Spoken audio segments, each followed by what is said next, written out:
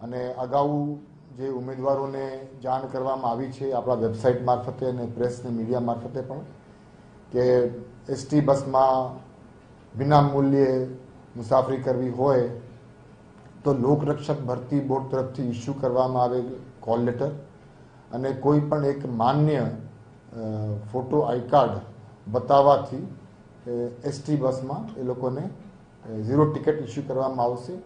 એ જરૂરી નથી કે તે જ દિવસે લોકો ટિકિટ લે. એસટી કોર્પોરેશન તરફથી ઘણી બધી વ્યવસ્થા કરવામાં આવી છે અને એ વ્યવસ્થાના ભાગરૂપે એડવાન્સ બુકિંગની પણ વ્યવસ્થા કરવામાં આવી છે. એટલે ઉમેદવારો બીજી તારીખથી એડવાન્સ બુકિંગ પણ કરાવી રહ્યા છે અને જ્યાં સુધી મને ખબર છે મારી માહિતી મુજબ અત્યાર સુધી આશરે 55,000 જેટલી એડવાન્સ બુકિંગ પણ ટિકિટ્સની થઈ ગઈ છે. ગયા વખતે જે દુઃખદ ઘટના ઘટી અને લોકરક્ષક પરીક્ષાની જે પેપર ફૂટ્યું તેના અનુસંધાને ખૂબ ત્વરિત ગુજરાત પોલીસ તરફથી દાખલ થયેલ ગુના અંગે તપાસ કરવામાં આવી અને આપ સૌને ખબર છે કે ખૂબ મોટી સફળતા ગુજરાત પોલીસને મળી છે. Gandhinagar police, ATS, crime branch અને અલગ અલગ રાજ્યોની ટીમની મહેનતના કારણે, પરિશ્રમના કારણે અને સાચી દિશામાં તપાસ પ્રથમ દિવસથી જ થઈ એના કારણે આખી જે ષડયંત્ર હતું એનું પર્દાફાશ થયું છે અને જે પેપર લીક થઈ એ પેપર લીક પ્રિન્ટિંગ પ્રેસમાંથી થઈ એ પણ સ્થાપિત થઈ છે. આ વખતે ચેરમેન લોકરક્ષક ભરતી બોર્ડ તરીકે તમામ ઉમેદવારોને, એમના સગા સંબંધીઓને, એમના સ્નેહીજનોને, એમના માતા પિતાને આશ્વાસન આપવા માંગુ છું કે ગઈ વખતે જે બનાવ બની ગયો ખૂબ દુઃખદ બનાવ હતો અને પ્રિન્ટિંગ પ્રેસની ભૂલના કારણે અને પ્રિન્ટિંગ પ્રેસમાં જ એ થઈ ગયું. એટલે આ વખતે એનું કોઈ પુનરાવર્તન ન થાય એના માટે અલગ અલગ દિશામાં પગલાઓ લેવામાં આવી છે. પ્રિન્ટિંગ પ્રેસ હોય કે સામગ્રીની ટ્રાન્સપોર્ટેશનની બાબત હોય કે પછી સ્ટ્રોંગ રૂમની સિક્યુરિટીની બાબત હોય, એ તમામ બાબતમાં ફરીથી ફેરવિચારણા કરીને આ વખતે વધુ પ્રયાસો કરવામાં આવી છે. વારંવાર બંદોબસ્તમાં રોકાયેલા જે લોકો અધિકારીઓ હશે તે દિવસે એ લોકોને રૂબરૂ, ફોન ઉપર, વિડીયો કોન્ફરન્સ મારફતે સૂચનાઓ પણ આપવામાં આવી છે. અમુક એવી બાબતો છે પેપર લીક ન થાય એના માટે અમુક આપણે જે પગલાં લીધી છે, અમુક જે સાવચેતીના કામગીરી કરી છે એ જાહેરમાં કહી શકાય તેમ નથી, પણ આટલું ચોક્કસ આશ્વાસન આપવા માંગુ છું કે લોકરક્ષક ભરતી બોર્ડ તરફથી આ વખતની પરીક્ષા સફળતાપૂર્વક પાર પાડવામાં આવશે. સર, વાત કરવામાં આવે તો જ્યારે આ પરીક્ષા યોજવાની છે એ દિવસે વડોદરામાં મેરેથોન પણ છે અને જેના કારણે અનેક રસ્તા બંધ કરવામાં આવ્યા છે. સાથે સાથે રેલવેની પરીક્ષા પણ એ જ દિવસે યોજાનાર છે.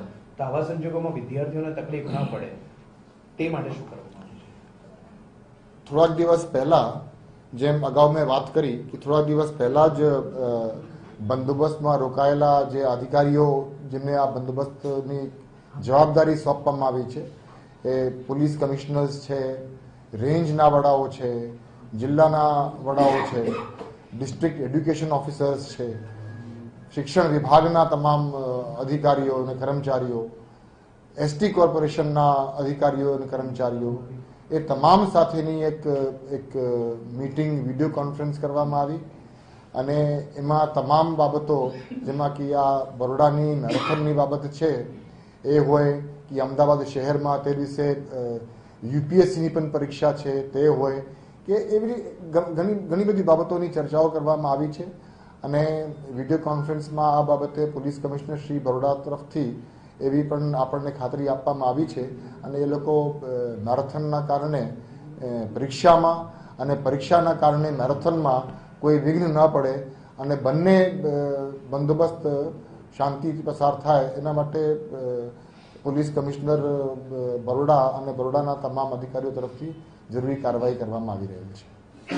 એક દુઃખદ ઘટના બની ગઈ હતી, જો કે આખો મામલો જે અત્યારે પર્દાફાશ થયો, પરંતુ સલામતીની દ્રષ્ટિએ મતલબ ઉમેદવારના સંદર્ભમાં નથી, પરંતુ ચોકસાઈની દ્રષ્ટિએ આપણે કઈ ખાસ વ્યવસ્થા બાબતે કરીએ, મતલબ મોબાઈલ ફોન પર પ્રતિબંધ તો હોય જ છે, એવી કઈ બાબતો કે જેને લઈને આ વખતે વિશેષ સતર્કતા? ગયા વખતે જે કઈ સાવચેતીના પગલાંના ભાગરૂપે કાર્યવાહી કરવામાં આવી હતી એને વધુ સુદૃઢ કરવામાં આવ્યું છે.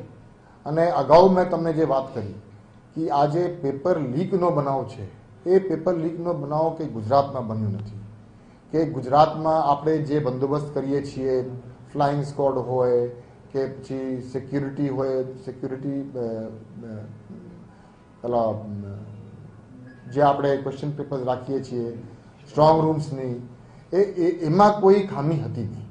અને એ વર્ષોથી આપણે ખૂબ સારી રીતે બંદોબસ્તની આખી વ્યવસ્થા કરવામાં આવી રહેલ છે. અને એ વ્યવસ્થાના કારણે પેપર લીક પણ થઈ નથી, એ પણ પ્રસ્થાપિત થયેલ છે. એટલે જેના કારણે પેપર લીક થઈ છે, પ્રિન્ટિંગ પ્રેસ હોય કે ટ્રાન્સપોર્ટેશન, એ જે આખી બાબત છે એ બાબતમાં આ વખતે અમુક પગલાઓ લેવામાં આવી છે. મેં અગાઉ પણ તમને વાત કરી કે એ શું આપણે કર્યું છે અને કઈ રીતે કરી છે અને કઈ જગ્યાએ કરી છે એ બાબત જાહેર કરી શકાય તેમ નથી ફોર ઓબ્વિયસ રીઝન્સ. પરંતુ આ વખતે ગયા વખત કરતાં પણ વધારે ચોકસાઈપૂર્વક પ્રિન્ટિંગ પ્રેસ હોય કે ટ્રાન્સપોર્ટેશન હોય કે એ પ્રકારની જે બાબત છે એમાં વધારે ચોકસાઈ ચોક્કસ રાખવામાં આવી છે. સર, લાસ્ટ ટાઈમ જ્યારે પેપર લીક થયું અને એ વખતે પણ અનેક સુપરવાઇઝર ત્યાં હતા, તેમને બધા આપવાની કેવા પ્રકારની જોગવાઈ છે અને આ વખતે પણ ફરીથી પરીક્ષા યોજાશે તો આ લોકોના જે સુપરવાઇઝર છે તેમના બધાને લઈને કેવા પ્રકારની વ્યવસ્થા છે? જૂનું ભથ્થું છે તે અપાશે કે નહીં અપાય, અને આ બંને અપાશે કે કેમ? બંને અપાશે, બંને અપાશે. ગયા વખતની જે પરીક્ષા હતી એમાં જે માનદ વેતન આપવાની વાત હતી એ બધી અપાઈ ગઈ છે અને આ પરીક્ષાની પણ આપવામાં આવશે. ચલો, થેન્ક યુ.